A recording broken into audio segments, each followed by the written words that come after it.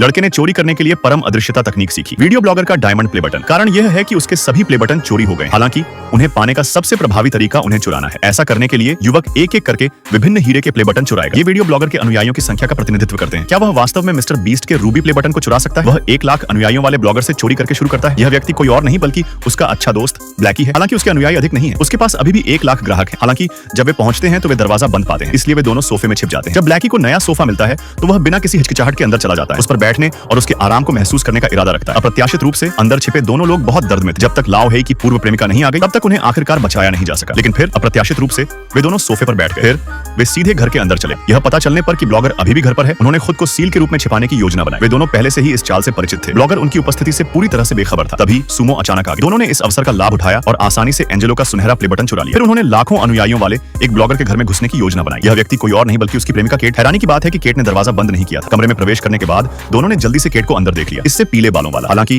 Cat ने उनकी उपस्थिति को नोटिस नहीं किया। यह वास्तव में खतरनाक। फिर उन्होंने केट के प्ले बटन को चुराने के बारे में चर्चा शुरू की। अंततः वे इसे प्राप्त करने की कोशिश करने से पहले उसके जाने तक इंतजार कर सकते थे। निश्चित रूप से केट जल्द ही घर से बाहर आई और दोनों पुरुषों ने जल्दी से अपनी कार्रवाई शुरू कर दी।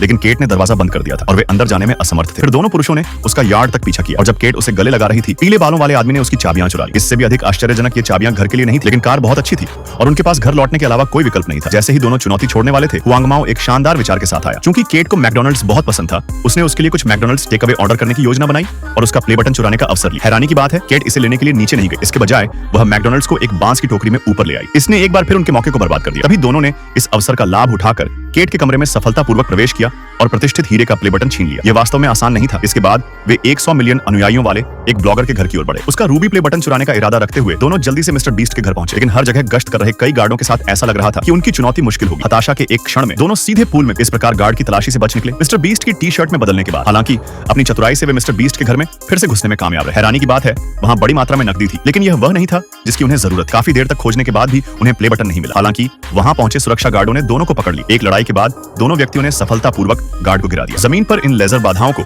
सफलतापूर्वक पार करने के बाद कर्ली ने गलती से गेंद पर पैर रख दिया और बिना किसी घटना के गार्डों ने उसे पकड़ लिया। इसके बाद येलो हेयर ने अगला चोरी का मिशन अकेले ही पूरा किया और मिस्टर बीस्ट की तलाशी से बच निकला। हालांकि जब उसे लगा कि वह सफल हो गया है तो वह अप्रत्याशित रूप से फर्बलर द्वारा पकड़ा गया। सवाल यह है कि आपको क्या लगता है कि येलो हेयर को क्या सजा मिलेगी?